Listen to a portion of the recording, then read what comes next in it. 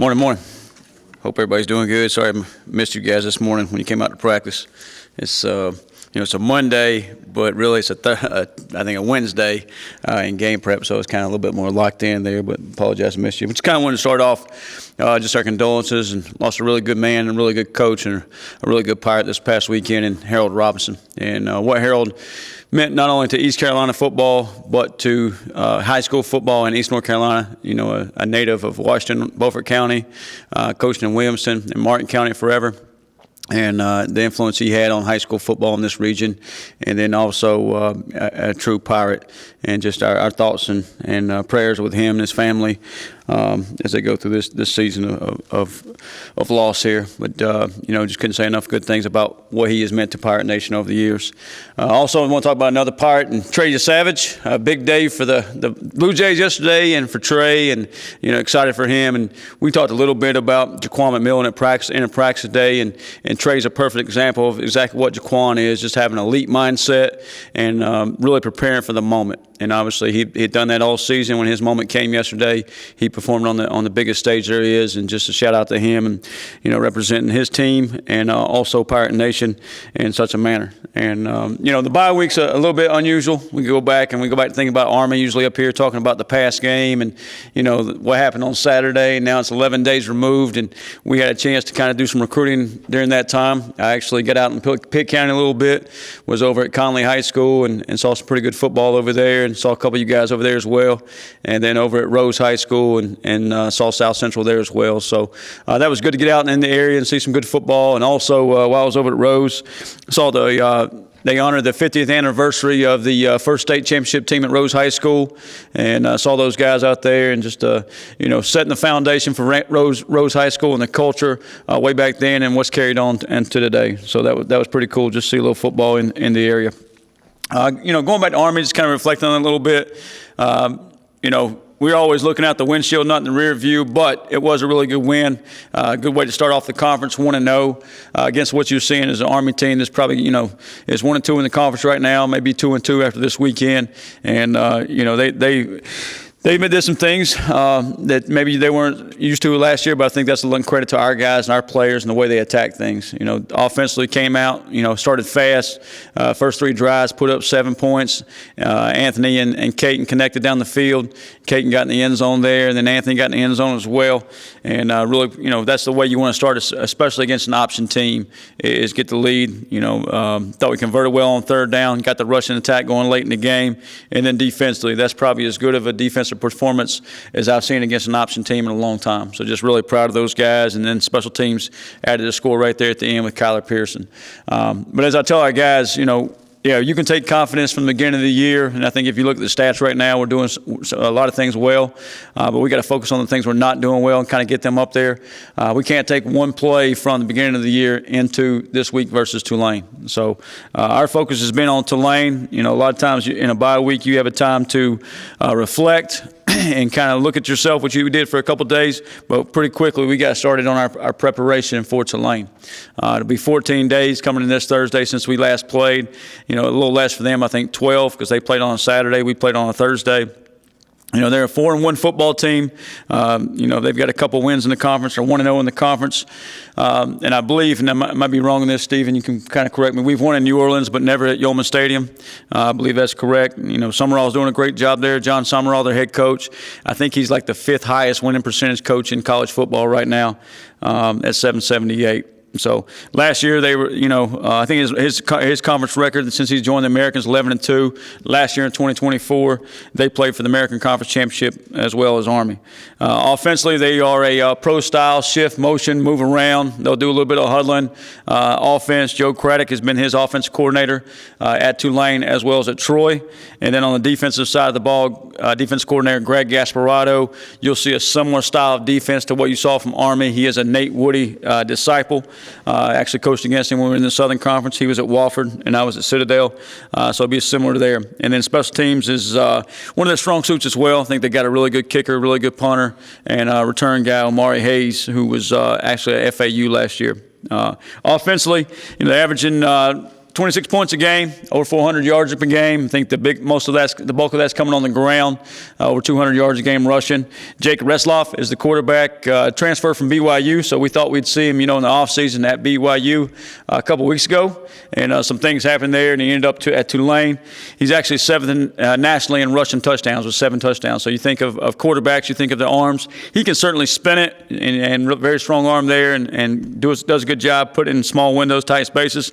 But where I really see him hurt teams, especially Duke, I think he had 4 rushing touchdowns alone in that game, is just on the ground. Whether it's scrambling or quarterback design run game, I think he's a competitor and does a really good job. I think, if you think about rushing teams, rushing offenses, you think about their O-line. I think the right guard, Shadre Hurst, a kid from Cartersville, starts with him. I think he's preseason All-American, does a really good job, got some really nice feet in there. And then center Jack Hollifield, who actually played for Coach Ware in high school, was at App State last year, so he's played in our stadium before. We played against him a couple times, is their center. So those are kind of the 2 guys that stand out to me in the O-line. The backfield is kind of a stable of guys. I think Turner, number 0, is kind of the guy that stood out to me early in the season. He's had some injuries throughout the season, missed some time, but he's got a little flash to him. Mobley is number 2. Mobley is the kid that transferred from FAU over to Tulane, an older kid. Barnes is their returning running back, number 20, and then a guy that's a freshman and put the ball in the end zone a couple times is number 23, Gordon. So all 4 of those kind of do it by committee and kind of a stable back there. The tight ends in this offense are very key as far as their 12 personnel, 11 personnel, 13 personnel, and they got 3 guys that get a lot of time in there with 82, Pescuzzi, who's a transfer from Iowa, Reed, 88, I believe he's from Newnan High School, and then the Miller kid, 85, who's from Duluth High School. All 3 play a lot. I think most of his passing touchdowns have been 2 tight ends. And then the receivers, I mentioned Omari Hayes in the return game. He's electric out there. I think they are really good short area quickness out wide. There's going to be some guys that you don't see with a lot of length, but I think they make up for it in speed. So if you try to play them in some man, some one-on-one type stuff, they make it challenging for you out there. So Bohannon's another guy out there, 83 and 5. Brown Stevens can play. The guy that has a little bit of length is number 7, Preston. But they'll use shift motions, movements. They'll play with some tempos, change that up on you, and then they'll obviously dial up some shots to throw the ball down the field, whether it's deep cell routes, scissor routes, or just some cross-country routes there as well. Defensively, I mentioned the same style as Army, but you'll see, I think, a little bit more aggressiveness in there from him. 29, Santana Hopper, I think, was Player of the Week last Monday. He's the transfer from App State, originally from Shelby. They're filled in, number 6, Cameron Hamilton stands out to me, just kind of a guy that makes some plays, can give you a hard time up front, so you got to know where those guys are. I think the D-line overall is a group that has depth, plays with, physicality, quickness, all those things. But those are the guys that stand out. The nickel, I think he's already got 3 picks on the year. Javion White does a really good job. So you better know where he's at and make sure you put it in the receiver's hands and keep it away from him. The safety, 32, comes downhill and strike you. And then the kid from St. Pius, number 1, who's a transfer from Troy, Jack, is doing a really good job playing back there. So all in all, a solid football team. They do things that gives them a chance to win football games. They started off the season beating Northwestern, who was favored in that game, I believe, and then turn around the next week, on the road, beat the South Alabama team in a tight ball game. Turn around the next week, play Duke, who they lost their quarterback to, Mensa, and Duke went down there and they got up on them 21-3 at the half, and then Resloff had another rushing touchdown, make it 28-9 or something in there, and played really well and got the win against them, and then obviously beat Tulsa on the road as well. So they're coming off a bye week. And have done some good things, and just really good football team, and looking forward to Thursday night playing down in New Orleans. And we talk to our players all the time. Obviously, we're going to respect our opponent, be prepared for our opponent, know exactly what they do. But our focus is still on us. Focus is about what we do, how we approach it, our mindset, and how we prepare for the football game. So that's kind of been our main mindset through the bye week. This time we'll go with any questions. mentioned the jump on Tulane, but just internally, what did you guys kind of focus on specific areas as well? Yeah, there was a couple things. I mean, one, obviously, you're going to get some younger guys, some looks, some younger guys, a few more reps. It's an opportunity for us to scrimmage those younger guys a little bit. So you're continuously throughout the season, you're always working on player development, but a little bit more focused on some younger guys, freshman development there as well. And then you look at key areas that, hey, maybe we view as a weakness as coaches.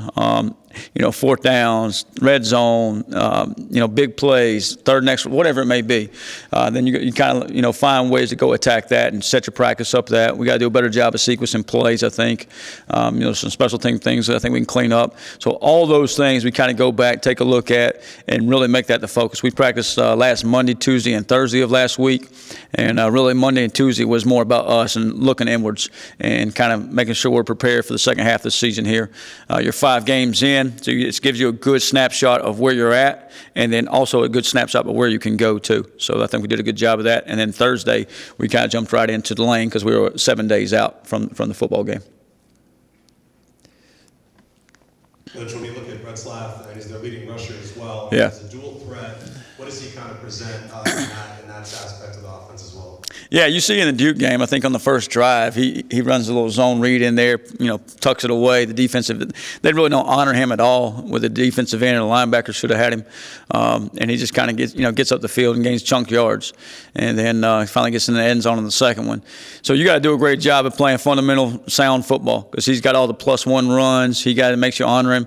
And then, if it's third and long and it's not there, he's going to tuck it and run. He doesn't put the ball in harm. That's the thing you notice about him. Like, he doesn't put it where somebody could pick it off or make a bad decision.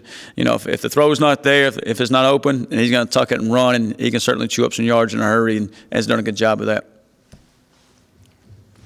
Coach, in what ways do the bigger teams like NC State, BYU, in what ways do those prepare you for one of the better conference opponents you'll see? Yeah, I think every game prepares you, for the next game. Those experiences, the things that come up in a game. We actually even took some games this weekend that we saw on TV and was talking about them yesterday morning and, before practice and our team meeting, just about how you can learn from those experiences. And certainly games in Raleigh or a BYU here can help prepare you for games like this and teams like this. It's a similar style in some ways to what maybe BYU did with the huddle, the shifts, the motions, the trades offensively, odd front. So there is some carryover. So you just take things that you learn from those ball games or throughout the season, the coastal game, whatever it may be, and build on it. So, and again, we can't make it about like, hey, make it a big game or make it a big, they're all big games. We got to kind of pull the thumb, look inwards, and make it about us. Coach, you just said it, make it about us. When you look at that, as one of the themes has to be like, hey, you don't have to win it on this play. You don't have to make a play here. Yeah. Just play fire football and just keep it. No question, Brian. That's absolutely what it is like, hey, forget everything else and make it about us. And that's really like us is good enough, right? And there's a bunch of us out there, and you don't have to be the one that makes the play all the time. Count on your teammates, do your 111 and do your job. And if everybody does that, we'll play Pirate football and play it the right way. And I think, there's been times this year where maybe we thought we had to make a play and we made a mistake. And I think we can learn from those things moving forward, just like we talked about, that, hey, if I just do my 111th, do my job, and focus on that to the best of my ability, we'll be just fine. Starting when you guys defended C.J. Bailey and over and continuing throughout the rest of the season, Yeah. you guys have done a very good job defending the quarterback run. What do you think your defense has done successful so far? Being aware of it is probably the big thing. I think if you can stop the run, and obviously we need to early in the game this week, and if you can do those things and putting him in situations, third and long, he's not third and medium, third and short where you're guessing. And then the only quarterback run game he has is a scramble. You can be aware of that, put spies on him, and put guys that, can have an opportunity to make a tackle. You don't want to put a spy on him that's, not as athletic as he is, and he's pretty dang athletic and can run and move around. But we got to do a good job with that. I think C.J. Bailey's a perfect example of, hey, keep the guy in front of you, keeping him in the pocket, make sure when we rush, we're under control and keep him in there. Even the BYU kid, he would probably rather take off than he would throw the football, although, in the last couple of weeks we've seen him throw the football really well. But all those kids have helped prepare you, for Jake and what some things he can do, and he may be the best we've seen so far. Coach, this is a program that's been a staple now in the championship game for this conference, and what do you think is making them, so successful in that aspect?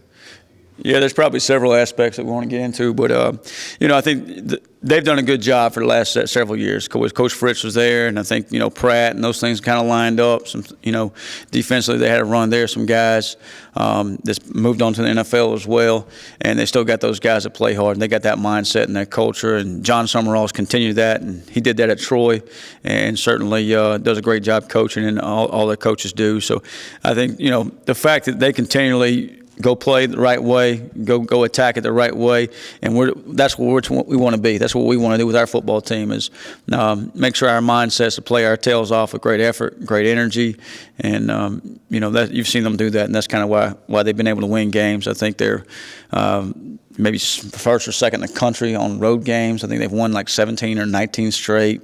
They're 32-5 over the last couple of years, something wild in the American Conference. So just consistency. And I think I just saw a quote a little while ago about average teams, mediocre teams, even good teams not being consistent. But the great teams are consistent day in and day out through the process. And the process is being urgent about it, being intent about it, attention to detail. All those little things helps you be a great football team. That's certainly what they've done throughout the years.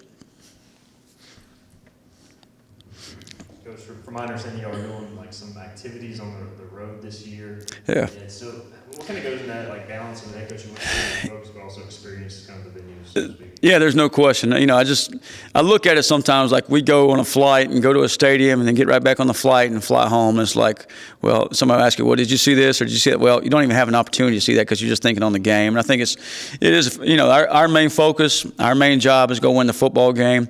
But I don't think, if you go to Myrtle Beach and you can take a walk on the beach and you enjoy the ocean and, what God's created, I think that's pretty special. How many times will our guys get back to Myrtle Beach and get an opportunity to do that? If we go to Temple, we're going to go run the Rocky Steps.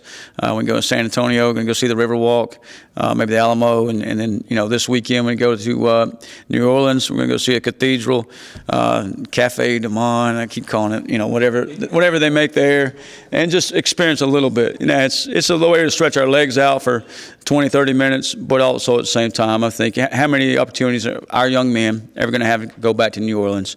And it kind of relaxes them a little bit, at the same time, they'll be focused and ready for the game. I don't think it has one way or the other helping us get a defensive stop or an offensive score, but I don't think it hurts us either. So I think it's just a good opportunity to expose those young men to opportunities like that and relax them a little bit at the same time. Any other questions for Coach? Right here, we got one more. Okay, two more. The button that says on. Just want to know, how's Xavier doing, and what do you think he can get from him? Yeah, we got several guys. Even though you have a bye week, we got several guys we're monitoring right now just to kind of see where they're at and see if they're full go. It's just you got to make a decision. If you got guys banged up a little bit, if I play them, if they are to play, does it set them back? Or, if they do play, are they going to be 75%, 90%? Is their 90% or 75% better than the next guy? And I think one thing we've done a really good job of developing young men and developing our depth on both sides of the football, that we got other guys that are pretty dang good football players too. So, Xavier and there's a couple more kind of monitoring, keep an eye on next 24 hours and decide like, hey, do they need to be on the trip and be on the plane with us? Because, if you're not out there and be full speed and 100% and flying around and helping us make plays, then maybe it is best that, hey, we pull back for a little bit. That way the following game you can, because you don't want to lose a guy for 2 games and you're trying to, one game he's only half speed or half go, and where you could have held him back and now you got him the rest of the season. So we got to make the best decision for that individual and our football team at the same time. Make sure we're doing, what's right for the individual and the football team to help us win games. Coach, you guys were a lot better with penalties against Army. I think just 2 that night. On the road in a venue out of state, how important is that discipline to maintain? Yeah, we're trying to what somebody called it, the Cancun Fund the other day. They're cutting back on our Cancun Fund, but I thought the guys did a better job at just being locked in. And like tomorrow's our 2 days before the game. I used to call it Focus Thursday, but our locked-in shirts, we wear those tomorrow, and did a better job throughout the game of doing that against Army. And that's key, not only this Thursday against Tulane in a conference game, but every single week. And you can watch football, on the, the good thing about playing on Thursdays, and some have pros and cons to it, whatever. But one of the good things, you get the chance to watch everybody else play, and you can see how silly mistakes can lose you a football game. You can also see how being disciplined can win you a football game. And we watched, the end of a couple of games as a team yesterday, and it was the end of the UCLA game, Penn State game, and also the end of the Florida game, Texas game. And just there's a few things in there that hit a nerve there with somebody. There's a few things in there that you got to be prepared for the moment. We do a lot of end-of-the-game situations, and you can see in those two games, I'm not sure those two teams, some of those teams were prepared, maybe they were, and just didn't do a great job executing, but being prepared for the moment. And we talk about, the process and how the process, you got to attack it every single day, even though it may not come up every single Saturday. At some point, it's going to come up, and it's going to win you a ball game. So, all those little things, being attention to detail, being disciplined with penalties, all those going to help us win a ball game, especially when you're playing a good football team like Tulane. So, thank you, guys.